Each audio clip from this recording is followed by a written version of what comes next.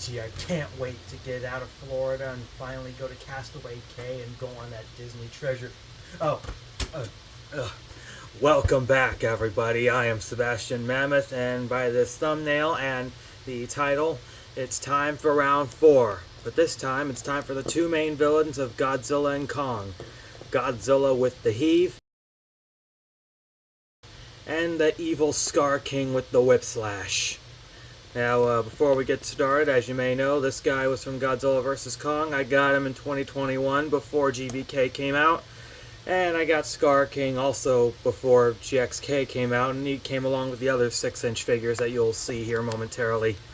And for Mechagodzilla, there is another figure that will be used for the final battle only, and that's Battle Mechagodzilla with Proton Scream, aka this guy, but light gray, and this thingy, but red. They really didn't change anything here. But anyway, their masters, Queen Chrysalis and Springtrap, will be joining us in the premiere chat or the comment chat to see which kaiju will win and which one will fall. So, what are we waiting for? Let's get started. Okay, so like the Godzillas and the Kong figures, they don't have their boxes. His was thrown away and his is in storage, blah blah blah. I'm not taking his out. But I will show some photos, which here's what the boxes look like, same as the others with all the GVK and on the left GVK and GXK. And on the back we get a image of Mechagodzilla and a prototype version of Skar King with two open hands. I don't know why they used the closed fist for this one. I don't know why, hey, and who the hell knows? And since they are two different villains, they have two different bios. Mechagodzilla, it's a robotic apex predator with unstoppable powers of laser destruction. Mechagodzilla was created in secret to destroy Godzilla and end the reign of monsters. But we all know who was actually really controlling him. It was Kevin. And for King Louis with Warbat Whip, it's the evil Skar King rules over his fiery Hollow Earth kingdom, wielding a Whipslash, and commands an unstoppable army to destroy Godzilla and Kong and conquer the world. So I think both of them get a point for bios and boxes, since they're the two main bad guys of the Godzilla-Kong duology. And I honestly can't wait to see if if Space Godzilla will be in the film, because if they do, then hear me out, we might do GXK versus GXK Supernova, just so you all know. We already did GVK, we're doing GVK versus GXK right here, but for next time we might do GXK versus Supernova. So yeah, but now let's get to designs. All right, so let's start with Mechagodzilla. Once you get him out, you will have to pop on the tail, because like the other figures, he will have tail attachments. Now this Mechagodzilla design right here is pretty much a fusion of every Mechagodzilla from the past, along with Transformers and everything. With the little axes from the Showa era Mechagodzilla, the neck rifts from Type 3 Kiryu, and I'm not quite sure what part of Super Mechagodzilla he has, but I can definitely say that he probably has something related to him. And as we can see with Skar King right here, he is basically a dark, rageful version of Kong, aka what Kong would have been if he didn't side with the humans or find a family. So now here's a comparison between the two bad guys, which they're kind of a different height. Because look at that, Mechagodzilla looks very taller than Skar King, and the tail definitely beats him. Which, look at that tail, man! And you may be wondering why there's a bit of tape on the tail. Well, let's just say that this Mechagodzilla's tail is slowly starting to break due to all the swaying around with it. But I don't want it to break any further. This is the only Mechagodzilla I have. Oh wait, no it's not. There's another one I have, but it's in storage and I can't get it out. And they both just look like the movie. And for some reason, Skar King here does not look like the back of the box. He had a creepy smile and two open fists, and between you and me, guys, I kind of like this Skar King figure better. They even did a good job with some of the paint, but some of it doesn't look movie accurate on Mechagodzilla, but I'm going to let it slide. And of course, the Skar King here looks very movie accurate. So I guess both of them get a point in paint, but Mechagodzilla gets a point in height since he's taller than the Skar King. Cause just look at that. He could literally crush Skar King's hands in like a second. Or obliterate him.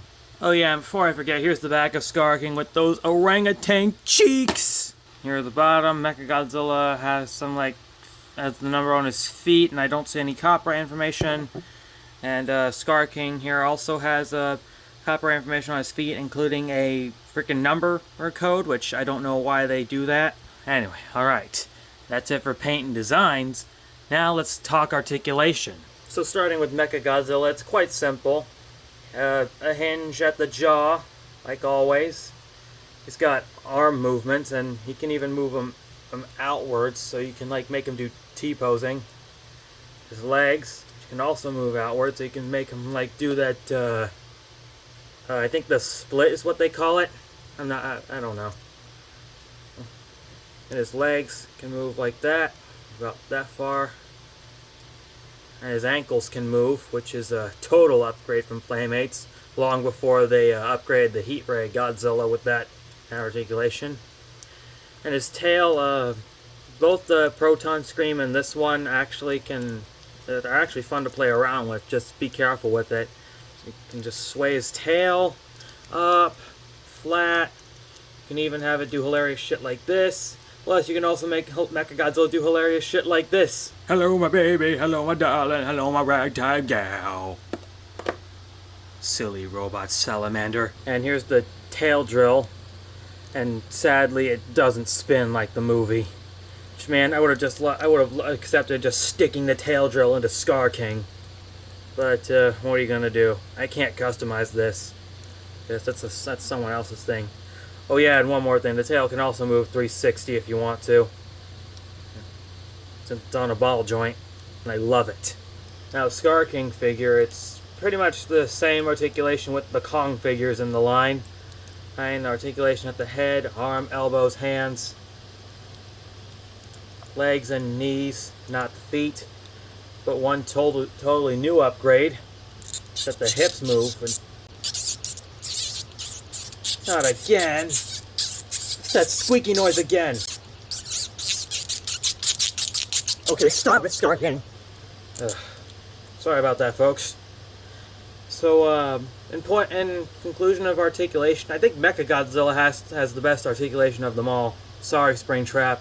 Skar King's articulation stinks! Mostly because of the squeaky hip. Because Mechagodzilla is actually a fun toy to play around with. Hear that, Chrysalis? Your kaiju's winning so far, but we're not done yet. That's it for articulations. It's time for gimmicks and accessories. Alright, so here are their accessories, and I brought Battle Mechagodzilla back up here so I can also show you his accessories, since you'll see this in the battle. So with Mechagodzilla with Heav, as you can tell by the title, this is honestly a disappointment. He comes with a green Heav instead of the frickin' laser beam. In which everyone was really upset since they couldn't even obliterate the head off of their Skullcrawler figures. However, this one's got a hole/cavity in his mouth compatible with Godzilla's atomic breath, so everyone just had to use that as an emergency proton scream beam until the real one came in. And the Battle Mechagodzilla, as you can tell, comes with a proton scream, and he's all translucent, which the dorsal fins and the proton scream, aka the Hawaiian punch belch, are translucent color. Which some of the fins, none of them look transparent, unlike this one. And just like the other GVK figures, the Mechagodzillas have a battle damage reveal, which is a removable plate on their chests, whereas the Skar King doesn't have battle damage. Which I know I said it before, but I'll say it again. If you all don't know, Playmates decided it would be okay to stop doing battle damage reveals. But he does come with his own accessory, which is the Whipslash. Which, if y'all remember, I did have speculation on this Whipslash, and I'm pretty sure everyone did, because I'm not gonna lie, because this definitely looks like a Warbat skeleton. Because, look at that. I mean, it has teeth and a bottom jaw, and I don't know what other kaiju has teeth on the bottom jaw. And, initially, this is where Skar King can hold the Whipslash, but in the movie he can hold it with this. Which, that's what I do. I still wish Playmates gave us a Whipslash we can actually play with. instead of the Beast Glove, though. No offense to you, Kong, but I would have accepted if we also had a playable Whipslash. Does anyone else agree? Let me know. And here's Skar King holding the Whipslash in his hand, which he looks pretty menacing, and he can also wear it around his body. That's the way I can put it as of right now. But overall, even though Mechagodzilla did come with a reskinned Hollow Earth anti-gravity vehicle, and Skar King came with a dead Warbat Whipslash, and the Battle Mechagodzilla came with a Hawaiian Punch Belch beam, I think they all get a point for accessories and gimmicks, even though he has battle damage and Skar King does not. So yeah, but now it's time for the battle, and we're gonna have to see which Titan is gonna win once and for all. Will Mechagodzilla destroy Skar King and end his reign, or will Skar King destroy Mechagodzilla and end his creativity? Let's find out, and let the battle begin!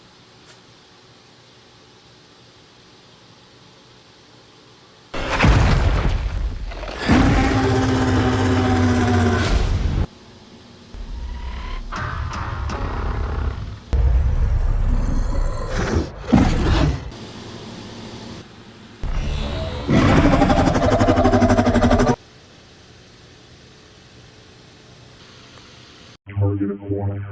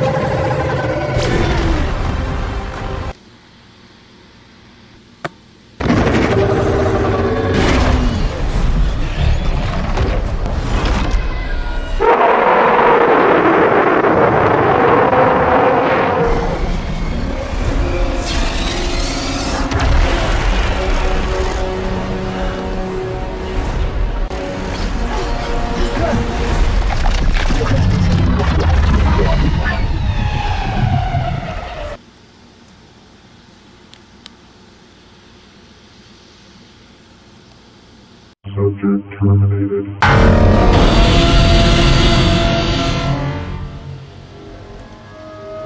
Well, it looks like another point to GVK because Mechagodzilla has won this battle. Sorry, Springtrap.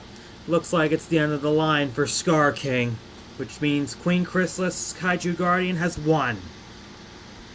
Whereas King Louie over here has lost. Loser. Okay, I think that was too far calling Skar King a loser. But good game today, Kaijus. You can go.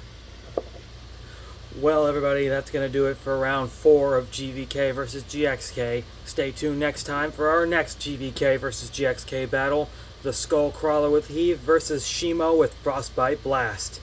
Who do you think will win next time? Will Skullcrawler with Heav win once and for all? Will Shimo with Frostbite Blast win once and for all and go home with a prize for Lusterdon? Tune in next time for this exciting round 5 battle. And I will see you in the next round or next video. I'll see you soon.